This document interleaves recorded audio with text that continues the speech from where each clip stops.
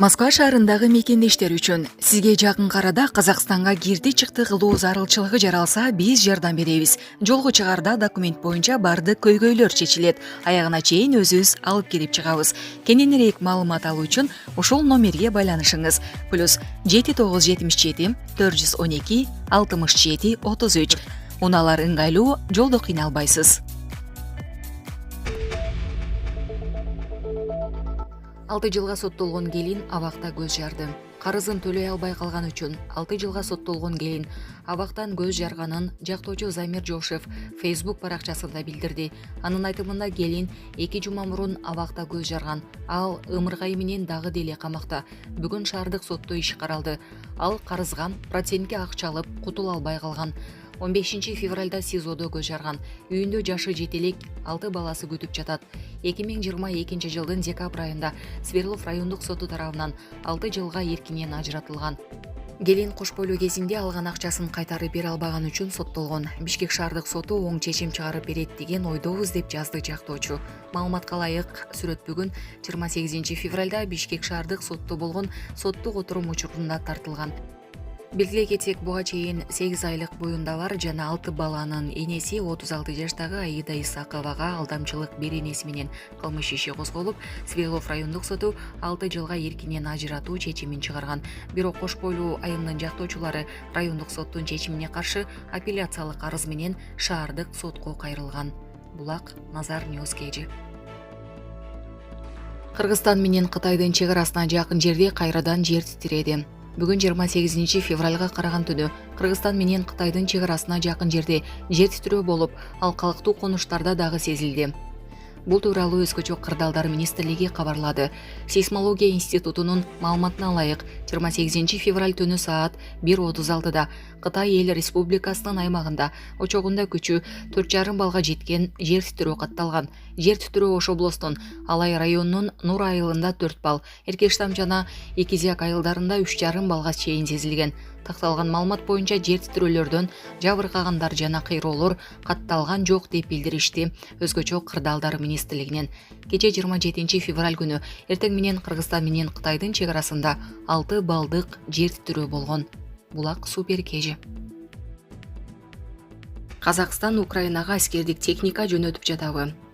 Казакстандын коргоо министрлиги Украинага аскердик техника жөнөтүлгөнү тууралуу маалыматты четке какты. Соц тармактарда Казакстандын Украинага аскердик техникасы жөнөтүлгөнү тууралуу тараган маалымат чындыкка дал келбейт, деп айтылат коргоо министрлигинин расмий билдирүүсүндө. Соц тармактарда тараган видео архивдик экенин департаменттен түшүндүрүштү. Видео архивдик, анткени бронетранспортерлор пландык оңдоого жөнөтүлгөн жана аскердик техника учурда кампада деп айтылат маалыматта. Аскердик ведомство 2022 жылдын 27 августунан тарта Казакстан курал жарактарды жана аскердик техниканы экспорттоого тыюу салганын эске салды. Булак Назар Ньюс KG. Кепилдик берем. Кыргызстандын армиясында учурда дедовщина жок. Бул тууралуу коргоо министринин орун басары Алмазбек Карасартов Чогорку кеңештин комитет жыйынында айтты. Андан депутат Руслан Жакышев азыр кыргыз армиясында дедовщина барбы, бар же жок деп кепилдик бере аласызбы деп сурады. Кыргыз армиясында дедовщина жок деп кепилдик бере алам. Эми ар кандай мыйзам бузууларга, аскердик тартип бузууларга кичине жолдор болуп жатат. Бул боюнча коргоо министрлигинде тарбия башкармалыгынын башчысы чоң жумуштарды жүргүзүп жатат деп жооп берди Карасартов. Булак Супер KG. Абактагы теңиз бөлтүрүктүн жакындары Садыр Жапаровго кайрылды. Абакта турган теңиз бөлтүрүктүн жакындары чындык издеп жатышканын айтып, өлкө башчы Садыр Жапаровго кайрадан кайрылуу жасашты. Кайрылуусунда алар теңиз бөлтүрүктүн кумтөр маселесин чечүүдө салымы бар экенин белгилешти. Урматтуу Садыр Нуркожоевич, 2022 жылдын сентябрь айында Генералдык прокуратура тарабынан кармалган Кумтур Голд компаниянын мурдагы убактылуу башкаруучусу теңиз бөлтүрүктүн кылмыш иши туурасында сизге жана коомчулукка маалымат жеткизип коюуну туура көрдүк. Бүгүн теңиз бөлтүрүктүн камакка алынганына 5 айдын тегереги болду. Коомчулукка жарыя кылуудан мурда биринчи сизге социалдык тармак аркылуу кайрылууну туура көрдүк. Эмне дегенде өлкө башы катары сизге Кыргызстандын ар бир жаранынын тагдыры маанилүү эмеспи? Белгилей кетчү нерсе Кумтөрдү Кыргыз элинин менчигине кайтаруудагы сиздин опултоодой эмгегиңизди эч ким тана албайт. Ошондой эле Кумтөр үчүн күрөшүп жүрүп, сиздин үй бүлөңүздөгү чоң жоготуулар да элдин эсинен кетпейт. Кумтөр үчүн күрөштө сизге $1 миллиард өлчөмүндөгү сунушту четке кагып, Кыргыз элибиздин менчигине Кумтөрдү алып бергениңизди баары эле биле бербейт. Болбосо 30 жылкы тарыхыбызда Кумтөрдү алууга канча жолу аракет болуп, бийлик жеңичинен олчойгон акчаны алып коюп, элдин алтынын канадалык көпөстөр жеп келгени да азыркы убакытта айдан ачык. Аздыр көптүр болсо да Теңиз Бөлтүрүк сиздин командада иштеп калды. Анын дагы кичине болсо да Кумтөр маселесин чечкенге салымы бар. Ошондой эле Теңиз Бөлтүрүк катардагы жаран гана эмес, мурдагы убактылуу башкаруучу. Эң оболу Теңиз Бөлтүрүк күнөөгө коюп жаткан иш-аракеттерден бир да тыйын алган жокмун деп баса белгиледи жана бардык катаалчылыктар үчүн сизден кечирим сурап, мунун баары эң биринчи сиздин ишенимиңизди актоого багытталган анын шашма, туура эмес аракетинен келип чыкканын түшүндүрдү. Ал эми Кумтөр айланасында президенттин жана анын командасында иштеген биздин кылган аракетибиз келечекте айтылат. Эл, тарых баасын берет деди.